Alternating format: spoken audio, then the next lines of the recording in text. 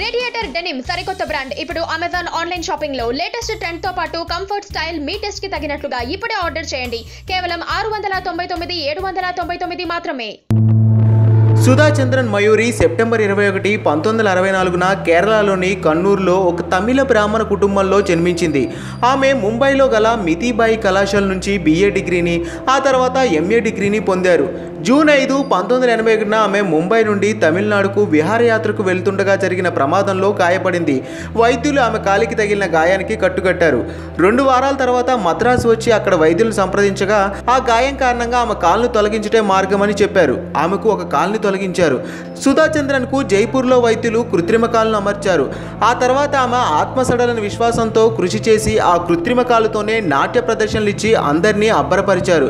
ఆమెకు ప్రపంచవ్యాప్తంగా అనేక సంస్థల నుండి ఆహ్వానాలు లభించాయి. ఆమె భారతదేశంతో పాటు ఐరోపా, కెనడా మరియు తూర్పు దేశాల్లో అనేక ప్రదర్శనలు ఇచ్చారు.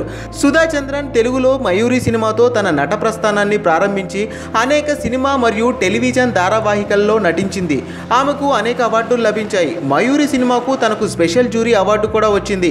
ఆమె 1986లో రవి డాంగ్ను వివాహమాడారు. ఆమెకు పిల్లలు లేరు. ఆమెకు ప్రమాదం జరిగిన తర్వాతే ఈ గుర్తింపులన్నీ లభించాయి. ఆమె అనేక మందికి స్ఫూర్తి ప్రదాతగా నిలిచారు.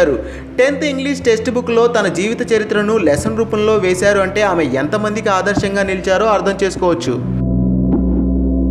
పక్కనే ఒక గంట సింబల్ కనిపిస్తుంది కదా, దాన్ని నొక్కారనుకోండి, మేం చేసే వీడియో అప్డేట్స్, నోటిఫికేషన్స్ అన్నిటితో మీ డివైస్లో వాలిపోతాం.